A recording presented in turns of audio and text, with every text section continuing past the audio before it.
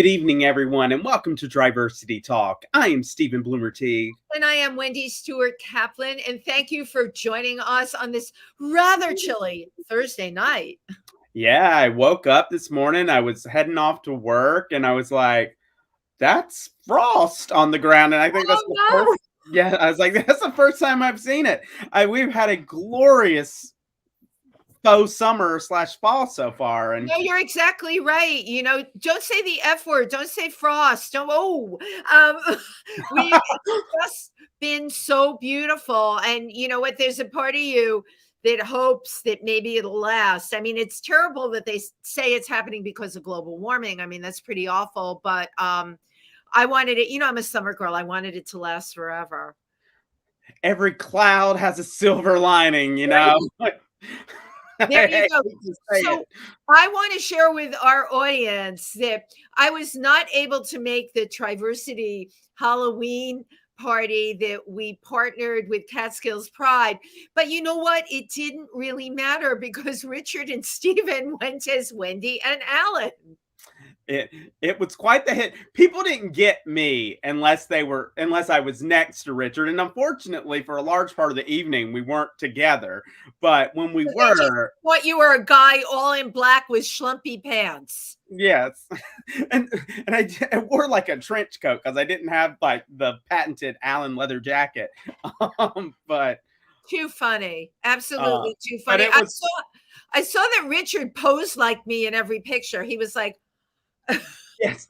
And again, just like when you are at events, he was the savior with the photos because you knew there were photos. When Wendy's in the room, there are photos, whether it's a stand-in or the real thing. We do. We always try and guarantee photos. And very exciting. One of the amazing costumes, I thought, Poison Ivy, I saw pictures of, was the one and only Gail Donnelly, who happens to be going to be singing at our First Friday, which is tomorrow night at the Water Wheel. Yeah, absolutely. So if you're interested in that, go to TriVersityCenter.org/events. There are a few kind of rules and regulations. It's not the first Friday of old, thanks to our friend, Mr. COVID, but look up that, make a reservation at the Water Wheel, let us know, and we'd love to have you. Yep, we would totally love to have you. And not being political, but a shout out of congratulations to our mayor, Sean Strube, for winning the election and being mayor of Milford again. Cool. Yeah, nothing for nothing. You know, Sean is a vital member of our community, and we are absolutely proud to know him and have him be part of our community. So congrats to Sean. Yeah. You know, congrats to everyone who ran and who won their races, and, you know, and thanks to everyone who voted and made your voices heard. Yeah, it's for every single person who absolutely got out there. This was a very heated election, as elections can be.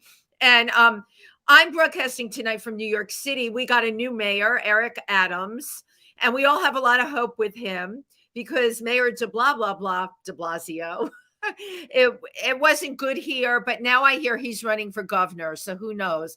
Oh, politics. He could get, yeah, he's got a mayor, now he's going for governor. Politics, I just can't. But now on to other things. Very excited about tonight's guest. This guest tonight is just a stellar human being, I think. Author of the blog, My Fabulous Disease, this advocacy journalist travels the world to report from colleges, conferences, organization, and people living with HIV. I mean, just a terrific speaker, a mover, a shaker, a huge legacy. And you know what? I'm going to let him tell you about it himself. Welcome, Mark S. King. Boy, wow. Thank you to both of you. Everything but like a gong. Yeah, exactly. You know, I wanted a big red velvet curtain to just open up, and there I am. You know, it's kind of like I'm loving the energy. Y'all are hilarious. You are great. Oh, I'm pleased to be in your company. There's a lot of sparkle going on. Oh my gosh, thank you so much. Like we were expecting something serious as opposed to delirious. Oh no, I don't know. But some, you know, there's that magical it factor, and y'all got it. Oh my Well, God. well, thank He you. said y'all. Y'all, Well, I'm a Southern boy. So is So, Steven. so that's a question. So where are you from originally? Like reading your bio, I knew you spent some time in Atlanta, but were you from the South originally? Well, I grew up on Air Force bases. Okay. My dad was a pilot in the Air Force, so we were all over the place. But we ended up in Louisiana, and that is where the rest of my family remains. While I did the whole, gay tour, Los Angeles, Dallas, Fort Lauderdale, DC, and so here I am in Baltimore because my husband is a federal employee and he runs healthcare.gov, providing healthcare to millions of Americans. And so Very cool. he's based here. So that's why we're here. Wow. You actually did, though, the whole circuit. Yeah, That's kind of the southern swoop. Southern swoop, of all the great gay destinations. And yeah. Fabulous. So speaking of fabulous, I want to just jump right in here, and the name of your blog, My Fabulous Disease. Obviously very tongue-in-cheek about fabulous, but let's talk about the origins of your blog and what it represents. Well, I consider myself a writer first and foremost. Yes, you And are. it just so happens I say I'm a guy with HIV and a keyboard, and so that's what I do is I tell the story, and I like to do that sort of storytelling, especially about the past, just to kind of keep those things alive. But I've always written. I had just begun to write as a columnist. Okay, now Steven, when you were just a little gay. Before there were blogs and internet, there were newspapers and there were columnists. People wrote in columns down the page, and so How young do you think I am? I'm 60, so there. Okay. Steven, you were an embryo. Yeah. At any rate, so I started, and then when I tested positive in 1985, I was 24 years old. I was doing other things, but I was also writing, and so I just started kind of chronicling that experience, and did that for many years. And I went on to, there was many, I wrote in papers and websites, and then started My Fabulous Diseases, just kind of a home base, for all of my writings and my videos and my drag and whatever I wanted to have on there that is me. And you're right, Wendy, it is tongue in cheek. It's meant to be a little provocative, Right. to say My Fabulous Disease. But I'll tell you what, the reason is I got tired of all the negative baggage that is thrust upon those of us living with HIV. Thank you. We're this, we're that. And it was usually negative sorts of messaging. And I figured if this virus is going to live in my body, it's going to take on my characteristics and not the other way around. Right. And I'm fabulous. Right. So I call it My Fabulous Disease. Incredible that's where the origin of the name came from. I also like your positive spin on it. So you and I come from the same time period. Let's just say that. Okay. Fair enough. And I lived through it, and Mhm. I was a big part of it. And one of the things we did in my organizations, I found doctors that were doing not AZT, but the experimental drugs, Mhm. the Dallas Fire drugs. Yeah. And those people are still alive. So kudos to you being diagnosed in 85. If we go back, what it was like then, it was horrific. Yeah. Absolutely horrific. And in my case, it was 3 phone books and memorials, continual memorials, and visits to the hospitals. And, I've told Steven the story, St. Vincent's, they would leave the trays outside of the rooms, or the person would pass and all of a sudden the partner had no rights. The parents would swoop in, and it was so awful. It really was so awful. And people like you and Sean Stroop are the witnesses. And what you have to say now is super important on very many levels. First of all, I have heard more than a few times history being rewritten. And I'm like, no, that's not what happened. Okay. And when you write in your blog and when you bring it to the surface, the kids that come along, okay, they need to know what the truth was. So thank you for what you're doing now. Well, you're welcome. And the fact is that there's very little writing that happened in that moment, that was real time. And so I guess I am kind of proud of kind of the totality of my work, only because I look back at some of my stuff. I wrote about disclosing my status to a guy I was dating in 1987, and over lunch, and how that went, and in real time. It's not like I had to remember and did I get the facts right, from such an old memory. But yeah, it's tough to. I try to be very careful about telling that story. I certainly don't want to beat young gays over the head with it. And you know what I mean? I and sometimes long-term survivors like myself,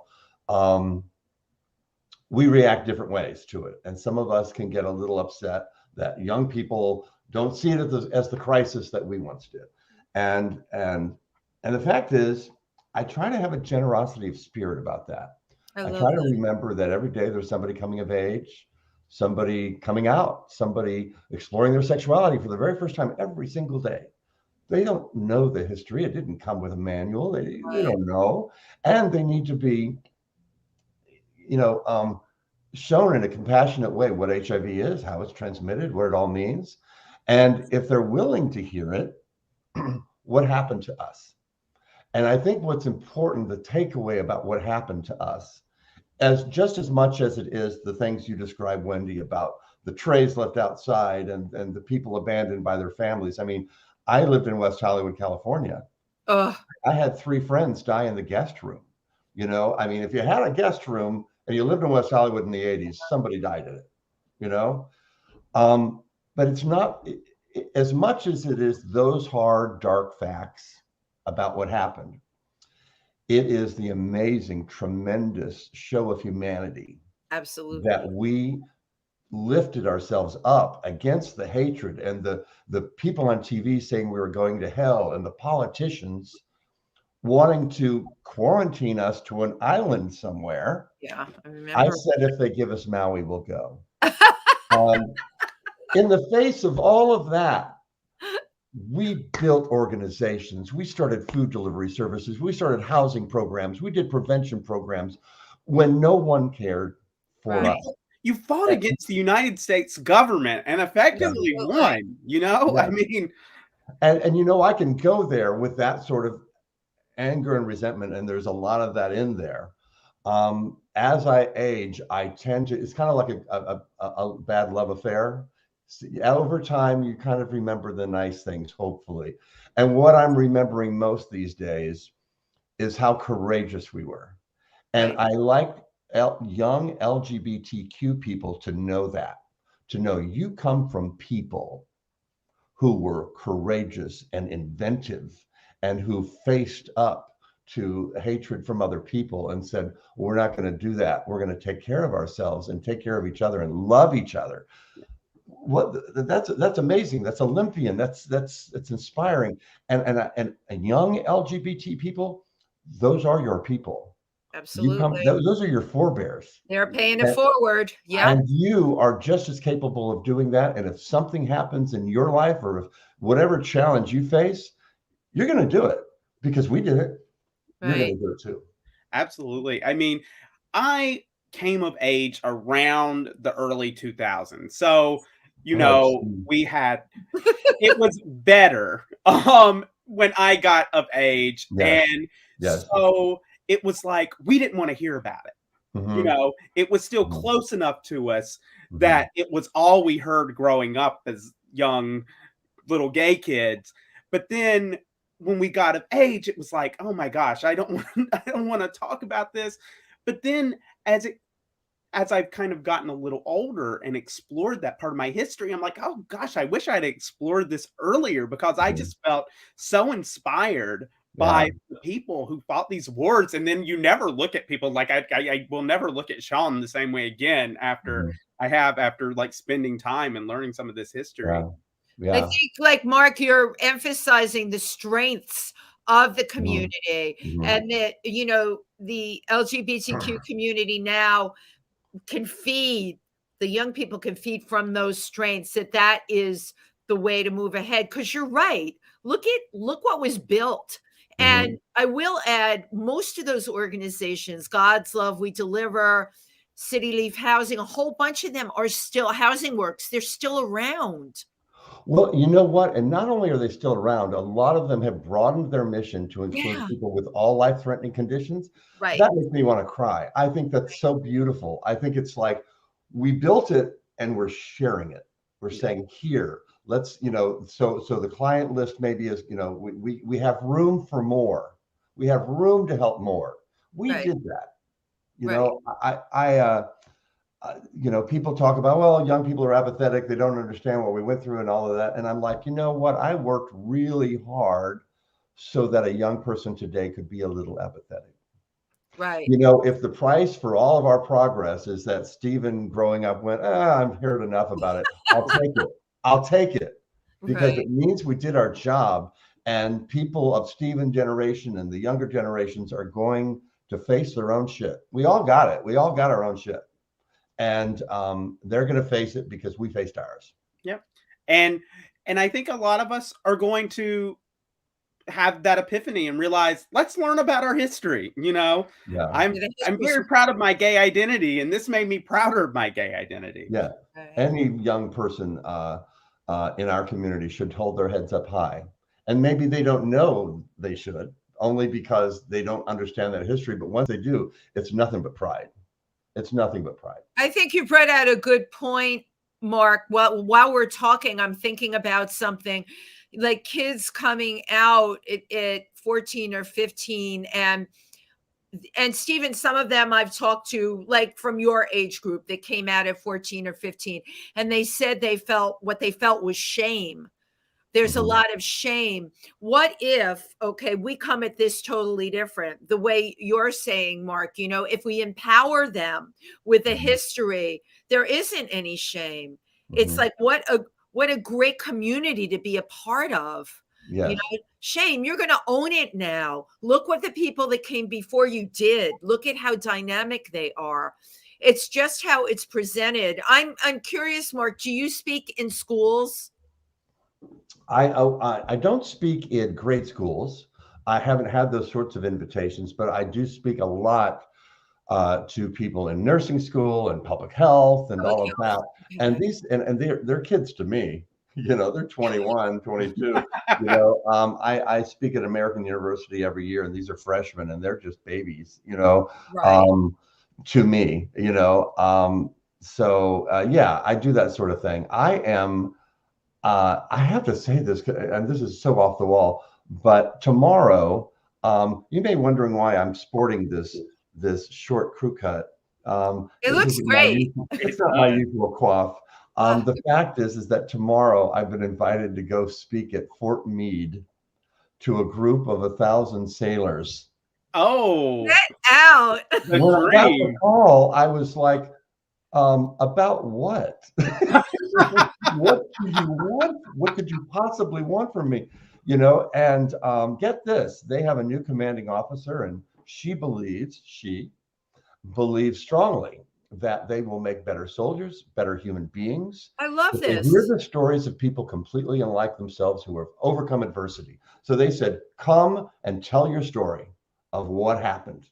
And I'm like, you got it. You got it. And so they're going to get the whole thing. I'm not going to hold anything back. And I love that she is so open-minded. Isn't that terrific? To do that, because I can tell you, in that group of sailors, there's a whole bunch of them that are gay.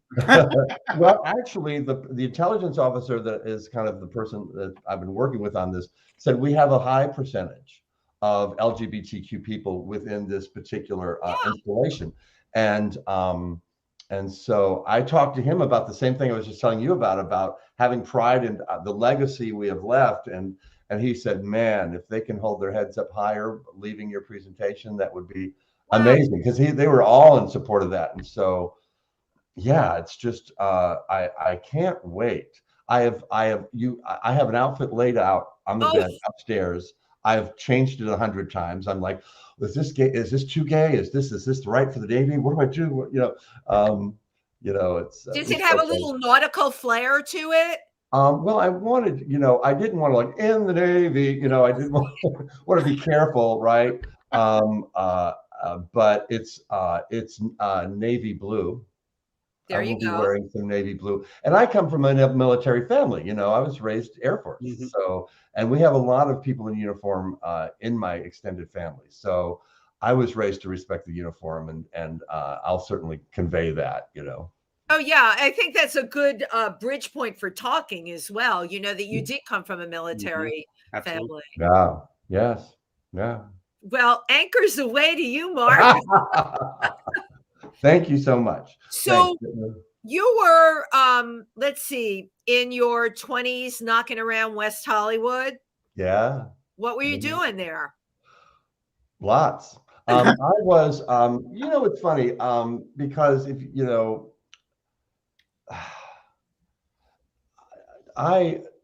this was on the tail end. This was at the beginning of what would have been the gay sexual revolution, right? You had kind of the sexual revolution of the 60s or so. And by the late 70s, gay men were appearing on the cover of Time magazine. We were starting to kind of find our identity, right?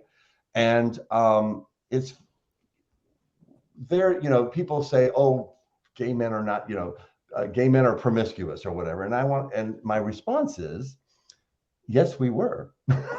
Very. And it's the only language we had. We didn't have organizations. We didn't have marriage. We didn't have institutions or vehicles with which to conduct ourselves in ways that felt, solid. And it felt, we didn't have celebrated relationships, right? The only language we had was sex. And yes, we had a lot of it because we were, I believe, constantly reaching out for connection to other people, to feel validated, to feel as if we were worthy of love. And if that was interpreted through sex, so be it. Well, I'll take it. And I did. Because I was looking for that kind of validation. You were talking about young kids growing up, Wendy, and I was thinking about this because I'm going to talk a little bit about this tomorrow to the Navy, is the coming out process. It's there's a lot of grieving process associated with coming out. You have to grieve the life you thought maybe you would have had. And for me in the 70s, I had to grieve the opportunities that I would never have. The opportunity to be married and have a family, the opportunity to go into a particular career, grieving the loss of love, grieving the loss of supportive family members because they weren't all, right? It's this constant kind of subtraction of your life. As you come out, you have to subtract who's not going to like you and what avenues you can no longer explore. Now, of course, that opens up as the years have gone on, certainly for somebody coming out now. But you didn't know back then. There's a little bit of grief. I think there's still a little bit of grief that we have to go through to come out. Right. And you also, none of the stuff that exists now existed back then. Couples being able to have kids and have the families that, to your point, they couldn't have back then, that they grieved for, and now they can. A lot, I will say a lot has changed, but there's still room for much more change. Because we still are raised in a world that values heterosexual values. Life. We still see the occasional gay couple on the commercial for so-and-so, and we get all excited, and there's something to be excited there for. But we're bombarded with messages that tell us you will grow up and you will be heterosexual and you will do those things. And so you can't help but feel a little, it's going to take so much more. But I think generation by generation, and that whole list of things that were not available to me are available, as you say, to somebody coming out now. Thank goodness. And I think a lot of the kids are we talk about this word queer all the time. When I was growing up, it was a very derogatory term. Now it's an extremely positive term. The kids, I feel nowadays, are a lot more fluid. There's many more of them that are they're accepting. They're coming into a world where you, Mark, laid the groundwork. You, Steven, laid the groundwork. You've made it better for them. However, you both know the work is not done yet, because we still have, and I always say Milford is an hour and 40 minutes from New York, and it can be 15 hours in the reddest part of the country. There are kids coming from homes where, you know, to be gay, the worst possible thing. Yeah. You know, ways. You know, I was talking to a friend who's my age, maybe a few years older, and he says, I just can't keep up the gender fluid and the this and the that. I can't keep up. And I'm like, isn't it great? Isn't it great that we're over the hill, that we can't keep up, that there's still learning for us to do? And what I think about this is that I don't think this is some magical new thing that happened. I think we created labels for things that maybe people who are older are like, thank goodness, because we've never been able to fit in these pretty little boxes. Right. And so, I mean, our youth are expanding our horizons for adults to be more expressive as to who they are. You know, nobody can brand like a gay man.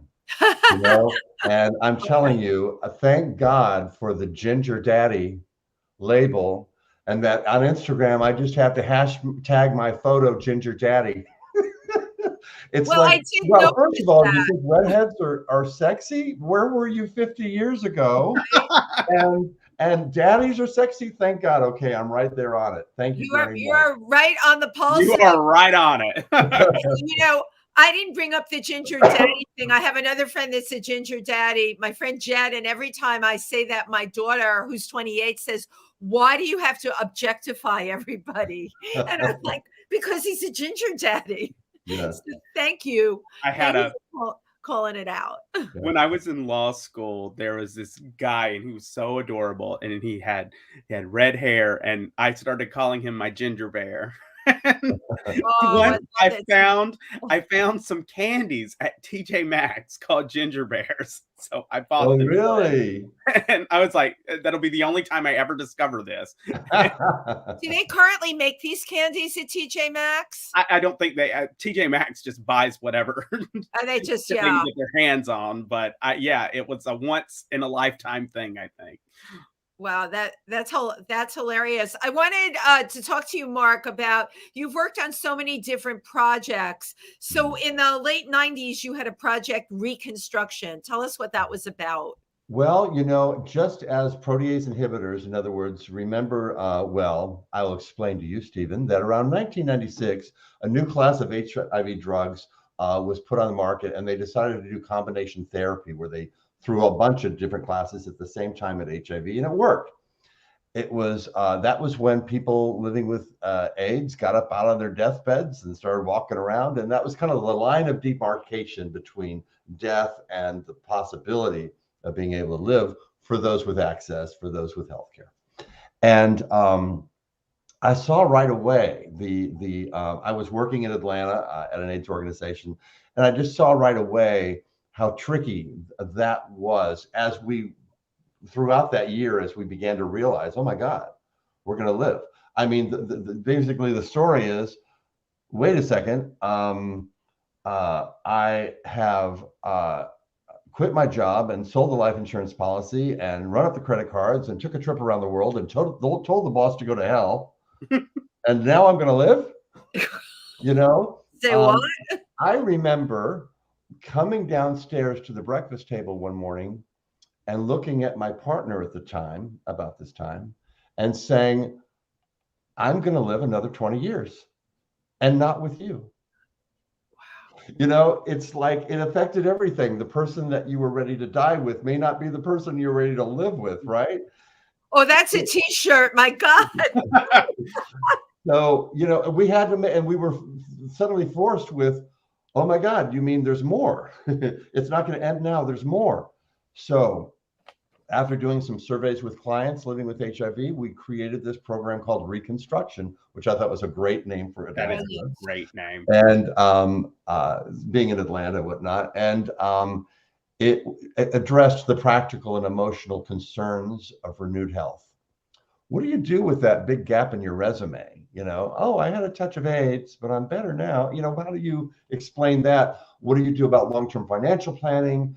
And how do you handle, I mean, I remember being at a point where I was, I had gone out on disability. I had no job prospects. I was broke.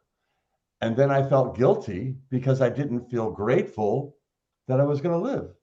It was very confusing emotionally during that time for a lot of people. And, you know, I don't want to say, woe is us, we had to live. I'm just saying it was complicated. And for a lot of us who had kind of emotionally prepared ourselves to die.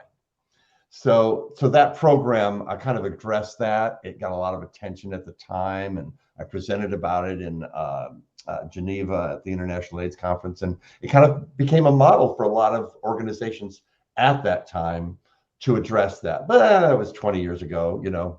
It was, but it was a good idea at the time. But it's a great idea, Mark. You know, why do you think you were so empathetic, aware of the emotional aspects of it? Not everybody is.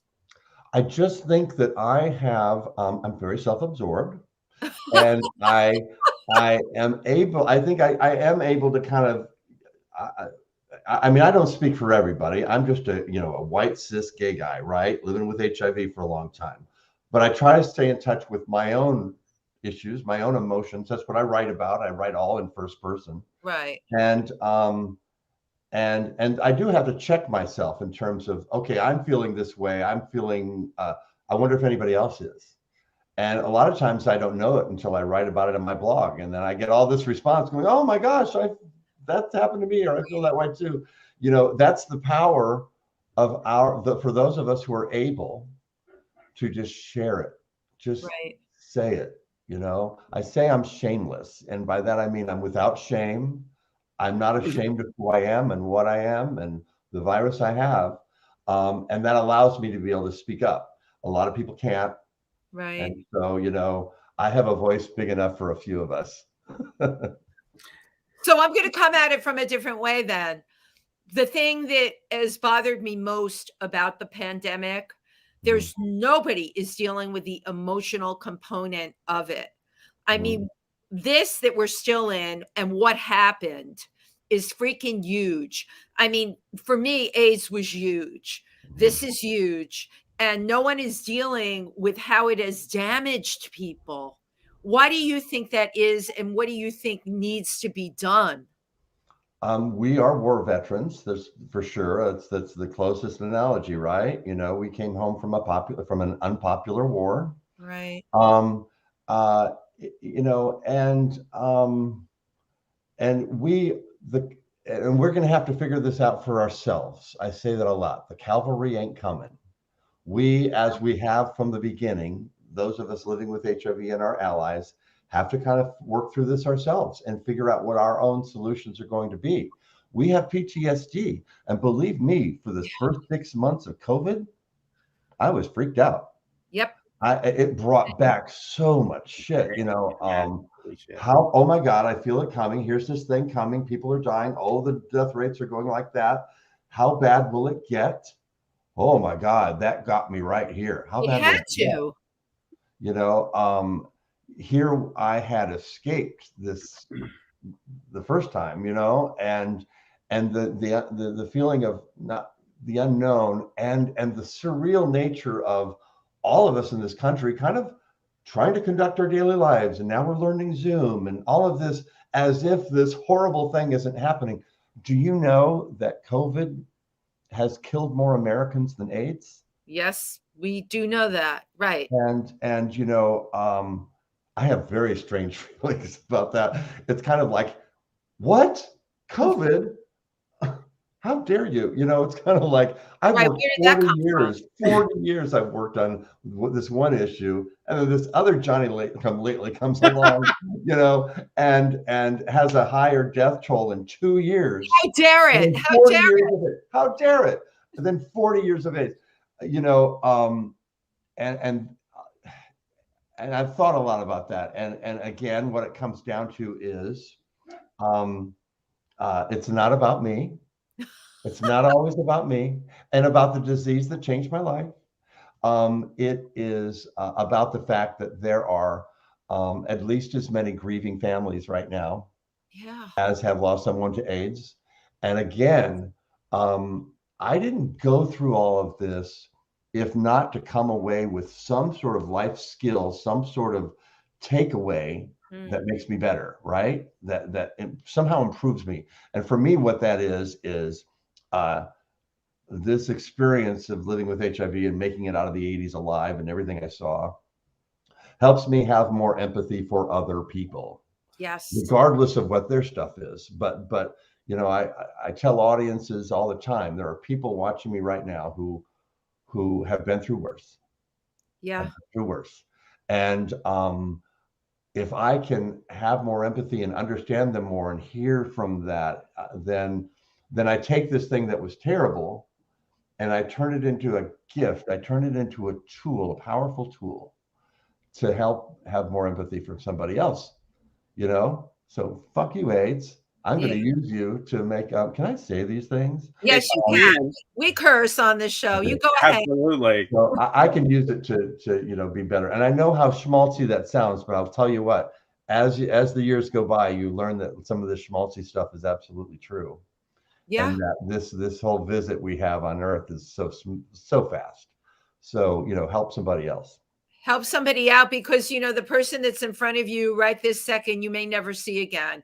Everything can change in a heartbeat, and it's that awareness which you already have.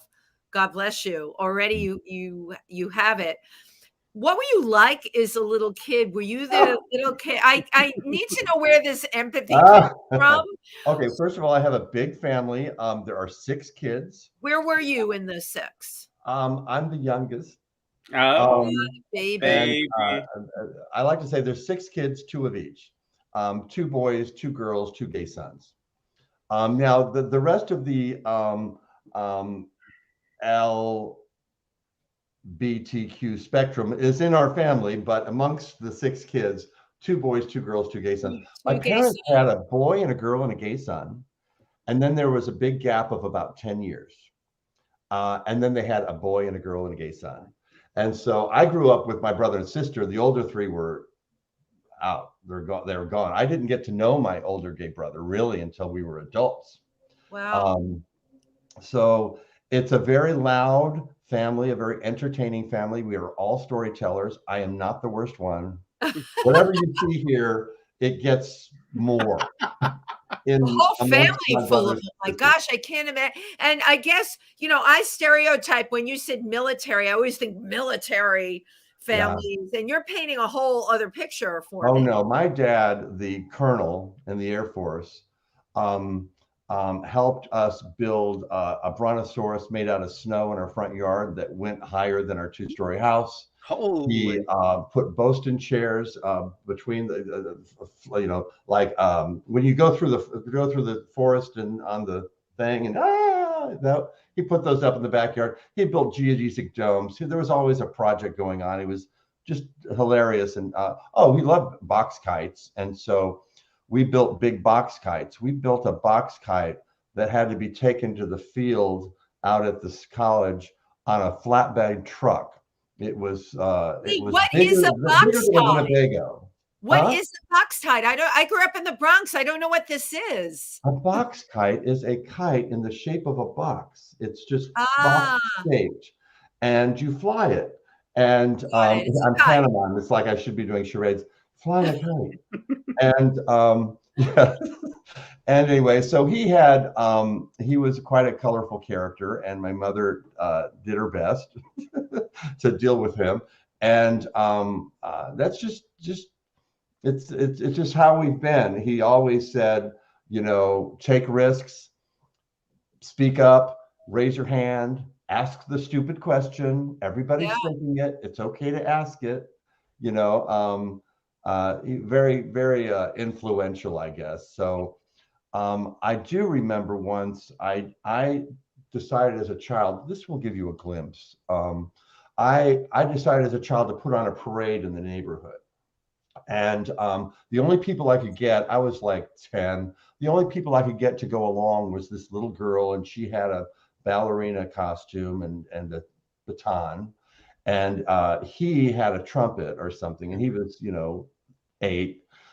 I said, okay, come together. We're going to, at 3 o'clock in the afternoon, we're going to put on this parade, And I decided that I would dress up as an old woman. And I got, some whatever, makeup and stuff and a mother's dress, because I would get a cane and they would march down the street and I would be running behind them saying, wait for me, wait for me. Oh, God.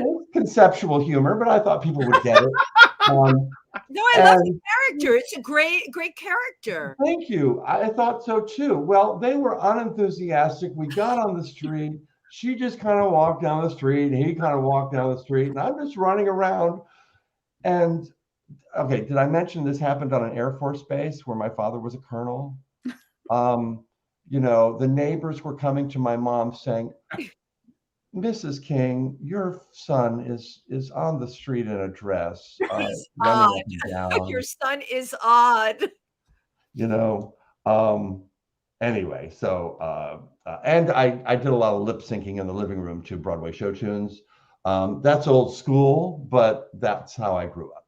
And this is from the time you were a little kid. So let us suffice, you knew about your sexuality then, and you're telling a very positive story. Your family seems completely accepting.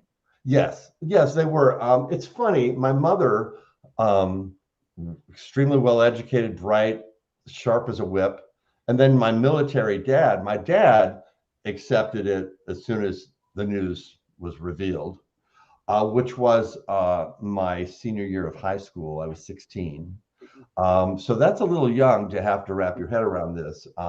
In 1977. Yeah.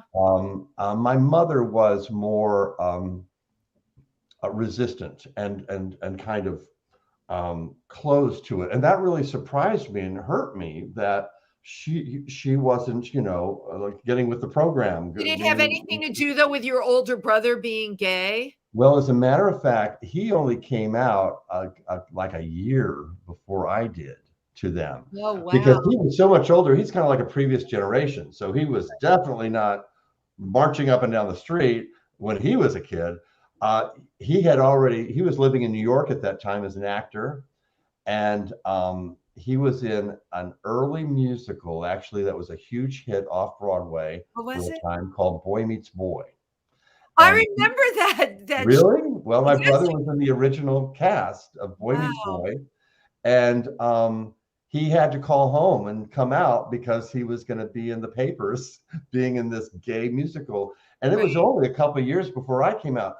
So I remember having this conversation with my mom. I said, why are you, what's wrong? Why aren't you, being more, accepting of this news that I'm gay? My brother's, Dick is gay. My brother's name is Dick. Okay. Got it. I have a gay brother, and his name is Dick King. Well, your parents should have known. I know.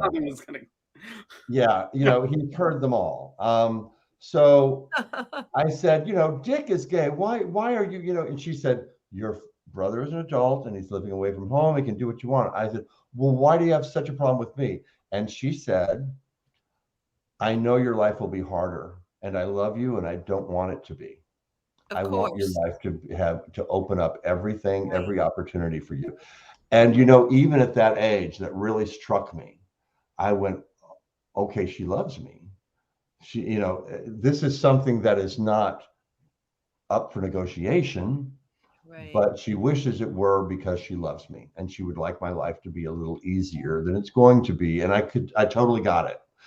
And then, with a little bit of time, she came around and she was fine. And my partners have always been members of the family, and, it's been good. But you're talking also about a time where that's what mothers said to their kids that came out as gay. Yeah. And they were right. It was back in those days. Yes. Going to be harder. I mean, your mother, I don't know at which point you disclosed your HIV status to her, but I'm a mom. That would just be, I wouldn't be sleeping at night. It's just how mothers are. And she was Really? very much that mother. It's funny. I did an interview with her for my blog on camera where I just interviewed her about when I came out about my HIV status, which was as soon as I tested positive. And it was 1985. The test had just come out. Everybody was dying left and right. And I just put on my best, strongest, bravest face and called home. And they were both on the phone, my mom and dad. And I said, I'm positive, but look, this doesn't mean, it just means I've been exposed to the virus. It doesn't mean anything bad will happen. Right.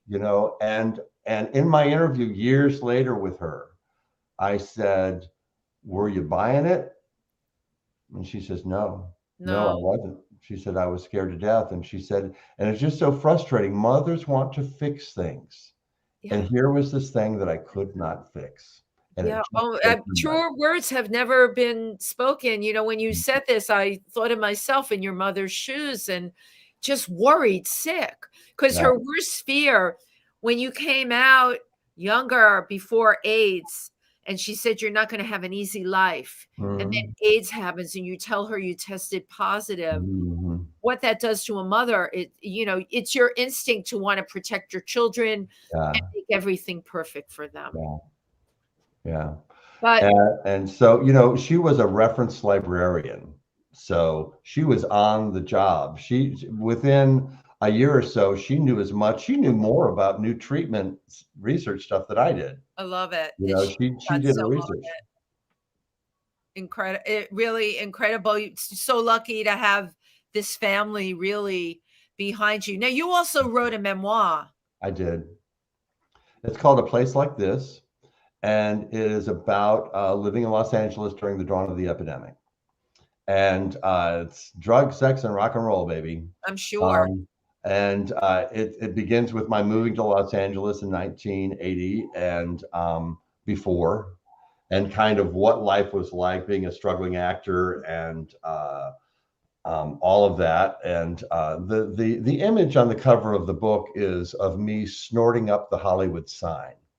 Wow. Like it's cocaine, and the Hollywood sign is getting snorted up my nose. And that's a pretty apt, because that's pretty much, there was really a lot of cocaine. It all. Yeah. And AIDS happening. I was a struggling actor, and then I started doing phone sex calls for a phone fantasy company. Love it. Yeah, Steven, in the olden days. Before there was Grindr, before there were chat rooms, before there was internet, people would call an 800 number and order the kind of man they would like to talk to. And they used a credit card and it cost them $40. And then lo and behold, somebody called them back that was astonishingly close to the description. And, it was simply it was acting. And I had a variety of voices at my disposal, and I had a way with words, and I got real good at it. And then I opened my own company, and it made way too much money, which is where the cocaine came in. But I love that. I gotta hold you up there. So you opened up your own. This is, the whole tele-erotic thing that existed. Yeah, it's called tele-erotic. Yes, our slogan was, "Our men know you like the palm of your hand." Oh. Oh my God, that's so funny. Yeah, I absolutely loved it. Yeah. So I don't even know where I was going with where that came from, how we got onto that. But yeah, because I was asking you about the memoir is about owning that company and having this phone sex company as AIDS is kind of creeping into my social circle, and then testing positive and what it all meant, and the loss of a lot of people close to me, and lessons learned and all of that stuff. I had a lot of fun. Well, it was difficult, but in some ways to write it, but I'm very proud of it. Wow. And I would think, during the time of AIDS, phone sex was the one thing that was safe. It was. That's what I told myself as the money rolled in. I'm doing a community service. Right. It's funny. I was was, you know, a shallow young strawberry blonde living in West Hollywood in his early 20s. And so I was all about going out and drinking and getting laid. Um, and if I made a lot of money on the side because guys were scared to death of this thing coming along, then so be it. You know, and I guess that's really the arc of the book is this awakening and this maturity, and the fact that many of us had to grow up so fast, right, and put away childish things, as it were, you know, and deal with, you know, you think you have your whole life to figure out big questions, right? You know, who are we? Why are we here? Is there you a think that God? when you're in your 20s, but you know, And when then you're on suddenly the in your earth 20s, you have to trial, figure it out right now because you're going to die. right. Or as I say, the clock is ticking. Yes. Yes. I always think that I say you have to live as loud and as lively as you possibly can because nobody knows. And that's the one thing that the pandemic really taught me more than anything, that in a blink of an eye, everything can change. Yeah. So soak it in, baby. Soak in life. Right. And live and love. Right. Live, love, loud, and well. Yeah. All right. So, somewhere along the way, you straightened up and flew right. You really got involved with advocacy. Yeah, I did. Tell us about Well, you know, it's funny because, you know, my story was an LA-based story, as opposed to what was going on in New York. New York and all those people stomping around in their Doc Martin boots and their act up shirts and all of that. They scared me a little bit. I mean, I was intimidated by them. They seemed to be like the real activists. And whereas I was in Los Angeles working for the Shanti Foundation, I sold the phone sex company and went to work for an AIDS agency once things were getting bad. And I realized, well, I might as well go do this until I die. I mean, really, it was that sort of bargain. And our organization trained emotional support volunteers to be with the dying. I mean, that's what we did. That was the service. And we trained volunteers. It was an extensive training. And it was about being not judgmental. Don't try to fix anything. Don't tell them it's going to be okay. Just be with them. Be a compassionate presence. And sometimes you'd have a client for a few days, a couple of weeks, and then they'd passed away, and you got another one. And so I was doing very kind of, you know, front row seat work. I mean, I worked for the organization, but I was, you know, that cloud of mortality was around us all the time, you know, and we lost staff members. We had a support group for staff members living with HIV, and there were 7 of us in that support group, and they all died but me. How do you go into a job like that every day and not fall apart? Right. Well, great question. We had a sense of humor. Even then, we had a sense of joy about life, and knowing that we were really having to take, you know, what we were just talking about, taking advantage of life and loving. And there was a lot of tears in the office. We were all going through personal things. We had personal friends, partners, staff members who were dying. And so that was very intense, but it kind of heightens all your emotions, including your ability to feel joy, your ability to just want to love and have sex, by the way, because, you know, the 80s was not a time of great sexual austerity. You know, a lot of us were working through our grief and hanging on to other people in bed, you know. So that's what I was doing. And so it wasn't really until later when I moved to Atlanta and became head of an agency, that real political advocacy, you know, that's when I finally got arrested in the street, you know, for. Oh, you did? Oh, you have to tell us. What did you do that got you arrested? We stopped traffic in the street, you know, downtown Atlanta, right in front of the health department on the major street downtown, and over some policies that were wrong. And over that same action, their policies, I got arrested a couple of times. And it really depended on what county I was in, because Atlanta straddles a couple of counties. I learned everything about the police and which county had nice policemen and which one didn't. There was one county, it was DeKalb County, and I was there's a photo of this somewhere. Anyway, I'm chained to the door of the health department. I'm handcuffed Love to the it. door of the health department, and screaming and whatnot. And the police come, and they walk up and they say, "Okay, what do you want us to do?" And I'm like, "Well, arrest me." And they said, "Okay, are you ready?" Because they're like 50 protesters, and they're all yelling and screaming and all that. And I said, "Well, could you wait until Channel 2 gets here?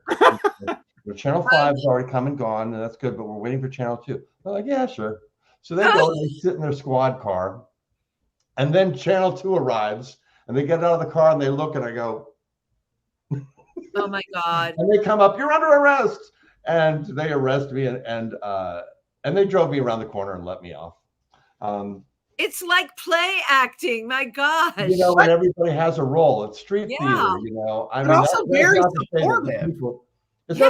People did not go through real danger in a lot of, you know, I just read Peter Staley's book about his work with ACT UP throughout that period, and they were really putting their safety in danger again and again. And even these things that we were doing, it was thrilling, but it was scary, because you didn't know, could something go wrong? Could somebody get a little over, you know, we had protesters in front of the health department, and they decided to start banging on the windows, the glass windows of the health. And we're like, calm down. Thanks for the enthusiasm, but we don't want injury. We don't want, you know, it's delicate. I really admire the scope of the ACT UP protest by New York ACT UP that Peter was doing, and how they managed to be so well coordinated, and making sure that nobody, you know, went rogue, you know, and did things that put people at risk. Right. You know? They were quite impressive. Yeah. I looking at your blog, I found 2 books I wanted to read outside of your memoir, which is the third, but the one being Peter Staley's memoir, and then the other one, A Quilt for David. Yeah. Yes. Yeah. Quilt for David is about, you know, you'll remember this, Wendy. There was a dentist that was accused by 8 patients of. I remember that whole thing, right? You know, and as it turns out, none of them were reliable sources. Accusers. Yeah. And neither was Kimberly Bergalis, who was the main accuser. Oh my God. Made a cottage industry. Remember that name? God, I can't believe you're bringing this all up. Of course, yeah. She testified before Congress and all of that, and she was really portrayed as this innocent, this virgin. I'm sorry, but it's not true, and neither was her virginity. And Kimberly Bergalis has a beach named after her in Florida, and a statue, because the media and the deliberately overlooked so many facts in that case. Whereas that dentist was not a monster.